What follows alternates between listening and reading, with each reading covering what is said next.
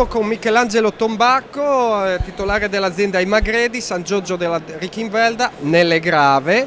E mi parlavi di questa sinergia, collaborazione con i prodotti tipici del vostro territorio. Ci puoi raccontare? Certo.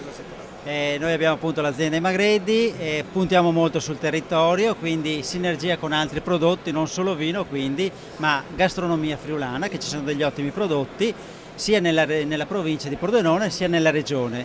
Quindi facciamo delle degustazioni a tema, quindi con i nostri vini, con vini di altre regioni e anche della stessa regione Friuli, e con i prodotti tipici del Friuli. Quindi cerchiamo di far conoscere i prodotti tipici del Friuli in azienda, con delle degustazioni, visita sia la cantina sia i vigneti, quindi una passeggiata in mezzo ai vigneti. Avete lo spazio anche. Abbiamo il punto vendita che vendiamo, oltre ai nostri prodotti degli altri produttori tipici della regione, e quindi facciamo conoscere un po' il territorio e sicuramente la nostra regione e la nostra azienda.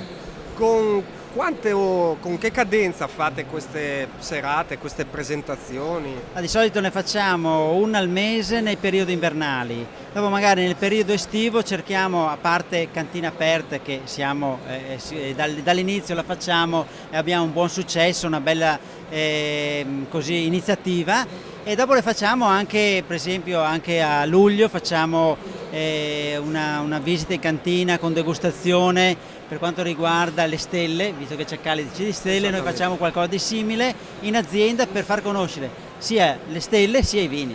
Sì, Michelangelo ha parlato di questa iniziativa Calici di Stelle il 10 di agosto, è un'iniziativa che comprende tutta la regione in circa 12 location o anche in azienda il 10 di agosto. Chiaramente ricordiamo sempre cantine aperte 30-31 dalle 10 alle 18.